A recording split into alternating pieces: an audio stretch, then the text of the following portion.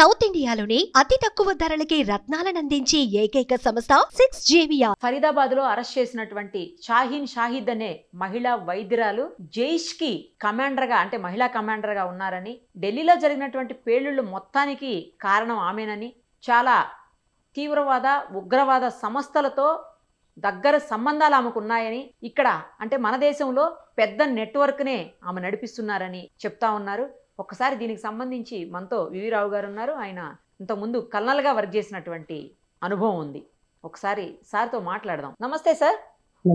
Sir, ఏంటి అసలు మహిళా కమాండర్ అని చెప్తున్నారు, మహిళలే మొత్తం అసలు దీని వెనక ఉండి నడిపించారని అంటున్నారు. ఇంతవరకు మనం ఎప్పుడు ఇలా వినలేదు, ఫస్ట్ టైం వింటున్నాను అనుకుంటున్నా తెలిసి మనం ఇండియాలో మహిళలు వెనకాలండి చేశారని చెప్పి. జైష్ లాంటి ఒక పెద్ద ఉగ్రవాద సంస్థకి ఈమెనే కీలకమైన వ్యక్తిగా చెప్తా ఉన్నారు. చాలామంది మహిళల్ని ఆమె అట్రాక్ట్ చేసి ఈ ఆపరేషన్స్కి వాడుతున్నారు అని చెప్తా ఉన్నారు.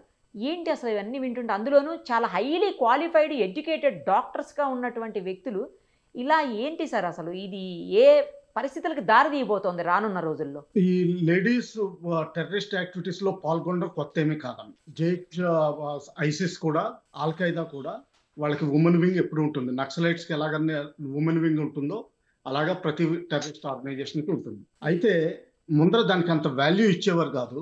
ఎప్పుడైతే ఈవిడ్ని రిక్రూట్ చేసుకుని జనరల్గా వెళ్ళిన కొరియర్స్ కింద, ఆర్గనైజర్స్ కింద, బ్యాక్గ్రౌండ్ స్టాఫ్ వర్క్ అంటే ఏదంటామో BPO కింద వెళ్ళి వాడతారు. కొంతమంది సూసైడ్ బాంబర్స్ కూడా అవుతారు. ఎందుకంటే ఫర్ ఎగ్జాంపుల్ రాజీవ్ గాంధీని చంపింది మహిళ, ఆ విధంగా చూసుకోవాలి. ఇప్పుడు ఆపరేషన్ సింధూర్ లో Jaishe Mohammed top leader family మొత్తం అంతా డిస్ట్రాయ్ అయ్యారు. అందులో ఆయన సిస్టర్ ఫ్యామిలీ అంతా దాదాపు చనిపోయారు. ఆయన సిస్టర్ మాత్రం బతికుంది. సో ఆవిడకి ఇంపార్టెన్స్ ఇవ్వడానికి, రేస్ తర్వాత రిటాలియేషన్ అన్న చర్యలు చూపించడానికి ఆవిడని మహిళా వింగ్ కమాండర్ కింద డిక్లేర్ చేసి మేము ఉమెన్స్ రైజ్ చేస్తున్నామని అప్పుడే చెప్పారు, మేలోనే చెప్పారు. అయితే ఈ షాహీన్ ఈవిడ ఇప్పుడు కొత్తగా ఇండాక్ట్రినేట్ అయిన ఆవిడ కాదు. ఎప్పటి నుంచో చదువుకున్న రోజుల్లోంచే ఇండాక్ట్రినేషన్, తర్వాత అన్ని ట్రైనింగ్ అన్ని అయినాయి. ఇంకా కొన్ని రిపోర్ట్స్ వస్తున్నాయి ఆవిడ లవ్ జిహాద్ని కూడా చాలా ఎంకరేజ్ చేయాలని చూసిందని.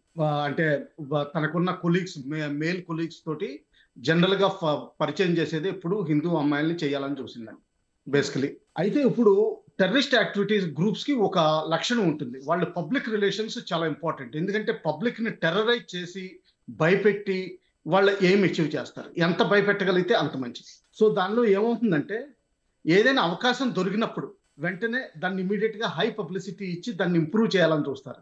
అసలే డాక్టర్, దాని తర్వాత లేడీ, ఈవిడ కొరియర్ కింద పనిచేస్తున్నట్టు రిపోర్ట్స్ వచ్చినాయి. అందులో డౌట్, ఇప్పుడు వరకు కనిపిస్తున్నాయి ఆధారాలు. కానీ ఆవిడ్ని సడన్ గా ఇండియాలో JEM ఉమెన్స్ వింగ్ ఇన్ఛార్జ్, దానికి కమాండర్ అన్నట్టుగా చెప్పడం, ఇదంతా ఏంటంటే పెద్ద పబ్లిసిటీ ఇవ్వడం. దీనివల్ల ఏంటంటే ఫ్యూచర్ లో కూడా మోటివేట్ అవుతారు. తర్వాత ఎక్స్ట్రా క్యాడర్స్ కూడా వస్తారు. ఎందుకంటే జనరల్ గా టెర్రరిస్ట్ ఆర్గనైజేషన్స్ లో ఉమెన్ తక్కువ ఉంటారు కాబట్టి మేల్ ప్రిఫరెన్స్ తక్కువ అవుతుంది. ఉమెన్ ఎప్పుడైతే ఉంటారో కొంత వాళ్ళు కూడా ఎక్కువ ఎన్రోల్ అవడానికి చూస్తారు, రిక్రూట్మెంట్ అవుతుంది. ఈ విధంగా కూడా చూడొచ్చు మనం. ఎస్, ఆవిడ పాత్ర ఎంత ఉంది ఇండియాలో, ఆవిడ నెట్వర్క్ ఎంత ఉంది, ఎంతవరకు పనిచేసింది అన్నది ఇంకా ఇన్వెస్టిగేషన్ ఫుల్ అయితేనే గానీ బయటికి రావాలి. ఈ ఫరీదాబాద్ లో ఉగ్ర కుట్రకు ప్రయత్నం చేశారు, అది సక్సెస్ కాలేదు. ఫెయిల్ అవటంతో వేరే ప్లేస్ లో ఎక్కువ మంది చనిపోయేలా ప్లాన్ చేసి అక్కడికి వెళుతూ ఉండగా సడన్ గా ఇది జరిగిందా అనే కోణంలో కూడా కొన్ని డౌట్స్ పోలీసులు ఎక్స్ప్రెస్ చేస్తున్నటువంటి పరిస్థితి ఉంది సార్. ఎగ్జాక్ట్లీ, యాక్చువల్గా ఇది ప్యానిక్ లో జరిగింది. అది మాత్రం చాలా క్లారిటీ వస్తుంది. ఎందుకంటే జనరల్ గా ట్రావెల్ చేస్తుండగా స్లో స్పీడ్ అయినా హై స్పీడ్ అయినా సరే ఎక్స్ప్లోజన్ చేయరు. జనరల్ గా ఇప్పుడు వరకు వినలేదు. అది క్యాజువాలిటీస్ తక్కువైంది దీనివల్ల. ఒకవేళ ఎక్కడైనా పార్క్ చేసి లేకపోతే పాపులేషన్ అంటే బస్ స్టాండ్ల దగ్గర, ఎస్పెషల్లీ ఈవినింగ్స్ ఆ టైంలో బస్సులు ఎక్కడానికి చాలా మంది, లాల్ కిలా దగ్గర అయితే 100 మంది నుంచి ఉంటారు. అప్పుడెప్పుడు ఒకసారి ఫేమస్ రేప్ కేసు అయింది కూడా ఆవిడ మామూలుగా అటువంటి బస్ స్టాండ్ లో ఎక్కడం వల్లనే అయింది. అంత రద్దీ ఉంటుంది. ఆ రద్దీ ఉన్న చోట్ల అక్కడ బ్లాస్ట్ చేయొచ్చు. కానీ అంతకంటే ఏంటంటే ఇది అతను ఎవరైతే సూసైడ్ బాంబర్ ఉన్నారో ఆ డాక్టర్ ఏంటంటే అప్పటికే తెలిసిపోయింది, నేను ఇప్పుడు పోలీసులు నా కోసం చూస్తున్నారు, మెటీరియల్స్ దొరికిపోయినాయి. ఎందుకంటే ఈ ఆపరేషన్ 15-20 రోజుల నుంచి నడుస్తుంది. ఎప్పుడైతే ఫస్ట్ పోస్టర్ అంటిస్తున్న మనిషి దొరికాడో అప్పటి నుంచి నడుస్తుంది. సో వీళ్ళకి కవర్ వస్తూనే ఉంది. ఎప్పుడైతే ఇక్కడ ఫరీదాబాద్ లో అరెస్ట్ అయ్యారో అప్పుడు అతనికి తెలిసిపోయినప్పుడు ఇంకా పానిక్ లో కారు తీసుకుని వెళ్ళిపోయి అందులో ఒక half made or 75% made explosive తీసుకుని ఆ కారు పెట్టుకుని తిరుగుతున్నాడు. అంతకుముందు రెక్కి చేసిన సైట్లు ఏవైతే ఉన్నాయో అవి బహుశా తిరుగుతూ ఉండాలి. 3 hours మసీద్ దగ్గర పార్క్ చేసినట్టు కూడా వీడియో రికార్డింగ్స్ దొరికినాయి ఇప్పుడు వరకు మీడియా ప్రకారం. సో దానివల్ల ఏమైందంటే పానిక్ లో ఇంకేంటంటే ఎక్స్ప్లోడ్ చేసినట్టు మనం అనుకోవాలి. ఆ విధంగా చూస్తే ఇది యాక్సిడెంట్. అంటే ఫుల్లీ ప్రిపేర్డ్ ఐఈడి టార్గెట్ చేర్చి ప్లాన్ చేసిన విధంగా పేల్చలేదు. అందులో గ్యారంటీ ఏమి ఉంది. ఈ డాక్టర్ షాహిద్ షహీన్ అని ఎవరైతే ఉన్నారో ఆమె 2 సంవత్సరాల నుంచి పేలుడు పదార్థాలన్నీ కూడా భద్రపరుస్తూ అంటే ఒక దగ్గర కూరుస్తూ ఎక్కువ మొత్తం అయ్యేలాగా చేశారు అని చెప్తా ఉన్నారు సార్. ఎంత దారుణం అసలు. 2 సంవత్సరాల నుంచి చేస్తుంటే కనీసం పట్టుకునే పరిస్థితులు ఉండవా సార్? ఎందుకని ఏ మాత్రం అసలు అనుమానం రాకుండా అలా ఎలా చేయగలిగారు సార్? ఒకటి ఉంటుందమ్మా, ఏంటంటే ఇంటెలిజెన్స్ అన్నది చాలా సార్లు కనిపిస్తాయి. ఫర్ ఎగ్జాంపుల్ నాకు ఒక లైవ్ ఎగ్జాంపుల్ చెప్తాను. ఇప్పుడు గుజరాత్ దాంట్లో 3 డాక్టర్లు అరెస్ట్ అయ్యారు. అందులో ఒక డాక్టర్ బహుశా నేను లక్నోలో కొన్ని నెలల క్రితం లక్నో నుంచి హైదరాబాద్ వస్తున్నప్పుడు బహుశా చూశాను అతన్ని. అతను ఒక డర్టీ డ్రెస్ లో లాస్ట్ మినిట్ లో చెక్ ఇన్కి వచ్చాడు. చెక్ ఇన్కి వచ్చినప్పుడు ఆ సిఆర్పిఎఫ్ ఎవరో స్టేట్ పోలీస్ అక్కడ ఉన్నారు లక్నో ఎయిర్పోర్ట్ లో. వాళ్ళు చెక్ చేస్తా ఉన్నారు 100%. చెక్ చేస్తా ఉన్నారు సరే బ్యాగ్ ఎంత డర్టీగా ఉందంటే మామూలుగా ముట్టుకోవడానికి కూడా పోలీసులు భయపడతా దాన్ని అంత ఓపెన్ చేశారు. 4 ఎలకలు బయటకు వచ్చినాయండి అందులోంచి, చిన్న బ్యాగ్ లోంచి. ల్యాప్టాప్ కంటే చిన్నదైన బ్యాగ్ లోంచి 4 ఎలకలు పైకి వచ్చినాయి. అదే ఎలకలు బయటకు వచ్చినాయి. నేను వెంటనే మా వాళ్ళతో అందరితోటి అన్నాను, ఇది చూడు వీళ్ళు ఏం చేస్తున్నారు, ఇది కావాలని చేస్తున్నారు ఇది. ఎందుకంటే నాకున్న ఎక్స్పీరియన్స్ తోటి ఏంటంటే ఇది ట్రయల్ అనమాట. అంటే ఇటువంటి వాటిని తీసుకెళ్తే పోలీసుల రియాక్షన్ ఎలా ఉంటుంది. తర్వాత ఏంటంటే ఎయిర్పోర్ట్ అన్నది చాలా శానిటైజ్డ్ ప్లేస్. అక్కడ ఎలకలు ఇంట్రడ్యూస్ చేయగలిగితే అవి పెరుగుతూ ఉంటాయి. ఎందుకంటే ఒక ఎలకంటే అర్థం చేసుకోవచ్చు ఒక బ్యాగ్ లో ఏదో కన్సీల్ అయిపోయింది పొరపాటునని.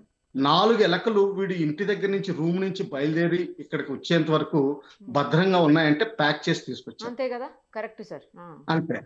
ఇది నా కాకపోతే ఏంటంటే నేను ఇప్పుడు రిటైర్ అయిపోయాను. ఒకవేళ ఎవరినైనా అలర్ట్ చేసి నేను ఆ పోలీసులకు చెప్తాను నవ్వేసరికి సార్ నేను ఎవరిదో రూమ్మేట్ ఇంట్లో ఉన్నాను, నేను ఇప్పుడు హైదరాబాద్ వెళ్ళాలి, ఆ హైదరాబాద్ డాక్టరే అనుకుంటాను ఇప్పుడు, అంటే I cannot really, but facial features దాదాపు కలుస్తున్నాయి. ఇలా జరుగుతూ ఉంటాయి. సో ఈ లేడీ డాక్టర్ ఎవరైతే ఉన్నారో జనరల్ గా వీళ్ళకి ఇచ్చే టాస్క్ల ప్రకారమే ఆవిడ చేస్తుంది. అదే బీపీఓ టైపు, వెనకాల ఆర్గనైజర్, లాజిస్టిక్ సబ్బు, ఇవన్నీ అగ్రికల్చరల్ మెటీరియల్స్, ఫెర్టిలైజర్స్ అని. అలాగే డెటనేటర్స్ కూడా మధ్యప్రదేశ్, బీహార్ ఇటువంటి గనుల్లో విపరీతంగా వాడతారు. ఆ డెటనేటర్స్ పోగు చేయడం, దాని వైర్ పోగు చేయడం పెద్ద కష్టమేం కాదు.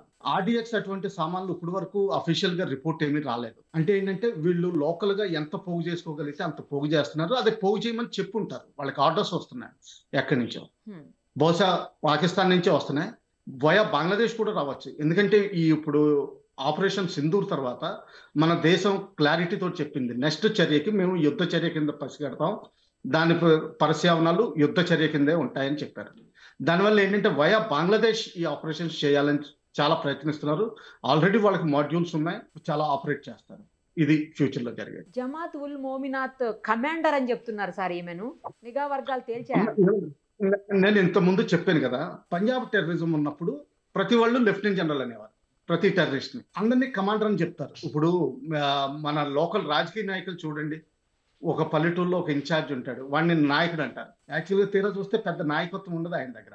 అంటే స్టేట్ లీడర్ ఏం కాదు, నేషనల్ లీడర్ కాదు, ఎప్పుడు ఎన్ని ఎలక్షన్స్ లో కూడా కంటెస్ట్ చేయరు, కానీ లీడర్ అనేస్తారు. ఇక్కడ ఫ్లెక్సీ బోర్డులు చూస్తే ప్రతి బోర్డు మీద 10-20 మంది లీడర్లు కనిపిస్తారు. అలాగే ఎప్పుడైనా పట్టుబడినప్పుడు వాడే లీడర్ అనేస్తారు. ఇప్పుడు కాశ్మీర్ లో కూడా చూసాం, ఎల్ఈటి లీడర్స్ ఒక పేరుతోటి కనీసం 10 మంది చనిపోయి ఉంటారు. మక్కీ సాబ్ అంటారు. ఆ మక్కీ సాబ్ అన్నవాడు ప్రతి సంవత్సరం బతికొస్తానే ఉన్నాడు చంపిన తర్వాత కూడా. ఇది కూడా ఉంటుంది. ఇది పబ్లిక్ రిలేషన్స్ టెర్రరిజానికి ఆక్సిజన్. మంచి ఎంత టెర్రర్ క్రియేట్ చేయగలిగి, ఎంత పాపులారిటీ క్రియేట్ చేయగలిగితే అంత వాళ్ళకి రిక్రూట్మెంట్ అవుతుంది, మనీ వస్తుంది, తర్వాత వాళ్ళ యాక్టివిటీస్ భయపెట్టడానికి వీలుగా ఉంటుంది. ఇప్పుడు మీరే అన్నారు లేడీ డాక్టర్ ఇటువంటిది ప్రొఫెసర్, అది లెక్చరర్ కావాలి, అసిస్టెంట్ ప్రొఫెసర్ అయి ఉండాలి, లేకపోతే జూనియర్ లెక్చరర్ అయి ఉండాలి. సార్ చాలా మంది డాక్టర్స్ ను ఇందులో కీలక పాత్రధారులుగా చేయటంలో కూడా ఈమె పాత్ర వహించిందట. ఎగ్జాక్ట్లీ. నేను నిన్న మీ ఛానల్లో చెప్పాను, వేరే ఛానల్లో చెప్పాను. జమ్మూ కాశ్మీర్, వెస్ట్ బెంగాల్ ఇటువంటి రాష్ట్రాల్లో ఎంబీబీఎస్ కి ప్రాచుర్యం ఎక్కువ ఉంటుంది ఇంజనీరింగ్ కంటే. అక్కడ ఏం చేస్తారంటే ఒక మాదిరి మార్కులు వచ్చిన వాళ్ళని ఎవరికైతే ఎంబీబీఎస్ సీట్ రావట్లేదో ఈ హురియత్ లీడర్స్ వీళ్ళు ఐడెంటిఫై చేస్తారు, ప్రొఫెసర్లు కూడా ఐడెంటిఫై చేస్తారు. వీడు బ్రైట్ స్పాట్ కానీ వీడికి మెరిట్ రాదు, ఫ్రీ సీట్ రాదు. అందుకని చెప్పి ఏం చేస్తారు, ఇటువంటి యూనివర్సిటీస్ వెతుకుతారు. 64 lakhs ఇక్కడ 4 yearsకి ఫీజు. ఆ 64 lakhs ఐఎస్ఐ పంపిస్తుంది, అది వయా హవాలా పంపిస్తుంది, వయా బంగ్లాదేశ్ పంపిస్తుంది. వీళ్ళు లేకపోతే వీళ్ళకి దుబాయ్లో కూడా, ఆఫ్ఘనిస్తాన్లో కూడా వీళ్ళ కాలేజెస్ ఉన్నాయి సేమ్ యూనివర్సిటీకి, అక్కడ డెలివరీ ఇస్తారు మనకి ఇక్కడ ఇవ్వకుండా. సో వీళ్ళకి అడ్మిషన్ దొరుకుతుంది. ఒకసారి అడ్మిషన్ దొరికిన తర్వాత మన ఇండియాలో యావరేజ్ ఇంటెలిజెన్స్ జనరల్గా పనిచేస్తున్న వాళ్ళు కొంచెం ఏమాత్రం శ్రద్ధ చూపించినా ఏ డిగ్రీ అయినా పాస్ అవ్వచ్చండి. అందుకని వీళ్ళు ఎంబీబీఎస్ తర్వాత ఆగిపోయారు, మరి సర్జరీకి వీటికి ఎందుకు వెళ్ళలేదు అది కూడా ఆలోచించాలి. అంటే ఏంటంటే వీళ్ళ అవకాశం అంతే, అంటే ఏంటంటే బేసికలీ స్పాన్సర్షిప్ చేసి వీళ్ళని హై పొజిషన్స్ తీసుకెళ్తారు. అలాగే టెర్రరిస్ట్ ఆర్గనైజేషన్స్, గవర్నమెంట్ ఆర్గనైజేషన్స్ వీటిని ఇన్ఫిల్ట్రేట్ చేయాలని చూస్తాయి. శ్రీనగర్లో జమాతే ఇస్లామీలో 3000 లిస్టెడ్ మెంబర్స్ అఫీషియల్గా ఉన్నారు. అందరూ లాయర్స్, ప్రొఫెసర్స్. వీళ్ళు గవర్నమెంట్ అఫీషియల్స్ కనిపించరు, వాళ్ళు ఎవరు రిజిస్టర్ చేసుకోలేదు, కానీ వీళ్ళందరూ పనిచేస్తూనే ఉంటారు. వాళ్ళు లాయర్స్ని ఎందుకు పట్టుకుంటారు, కోర్టు కేసులకి. తర్వాత పబ్లిక్లో ఉంటారు, ఇంటరాక్షన్ ఈజీ. తర్వాత వాళ్ళకందరికీ మంత్లీ పేమెంట్స్ కూడా వెళ్తాయి ఐఎస్ఐ నుంచి. 5000 కానివ్వండి, 10,000 కానివ్వండి. ఎప్పుడు వచ్చినా మనుషులకి భోజనం పెట్టాలి, నువ్వు బండి ఇవ్వాలి, నువ్వు ఫలానా చోట డ్రాప్ చేయమంటే డ్రాప్ చేయాలి. ఇటువంటి ఉదంతాలు మ్యాప్ తోటి కూడా వస్తాయి. అంటే ఈ లాయర్ ఇల్లు ఎక్కడుంది, వచ్చి ఇన్ఫిల్ట్రేట్ చేసినప్పుడు ఫలానా లాయర్ని వెళ్ళి అక్కడ కన్సల్ట్ చేయి, అతను నీకు నెక్స్ట్ దారి చెప్తాడు. అలాగే వీళ్ళకి ఆర్డర్స్ వచ్చినప్పుడు కూడా, ఇప్పుడంటే సెట్లో చెప్తున్నారు, ఒక్కోసారి ఏమవుతుందంటే ఫలానా మనిషిని వెళ్ళి కలు. ఇప్పుడు ఇంకోటి చెప్తున్నాను, ఇదే ఏరియాలో ఒక శర్మ గారి పేరు వినేవాళ్ళం, పేరు శర్మ, అది ఎవరో తెలియదు. అతని దగ్గరికి వెళ్తే నువ్వు వెళ్ళంగానే నీకు 10,000 రూపాయలు క్యాష్ ఇస్తారు. అది ఇటువంటివి కూడా ఉంటాయి. సో ఇదంతా ఆర్గనైజ్డ్ నెట్వర్క్.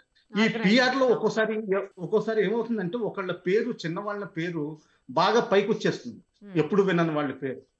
అదేంటంటే పబ్లిసిటీ స్టంట్.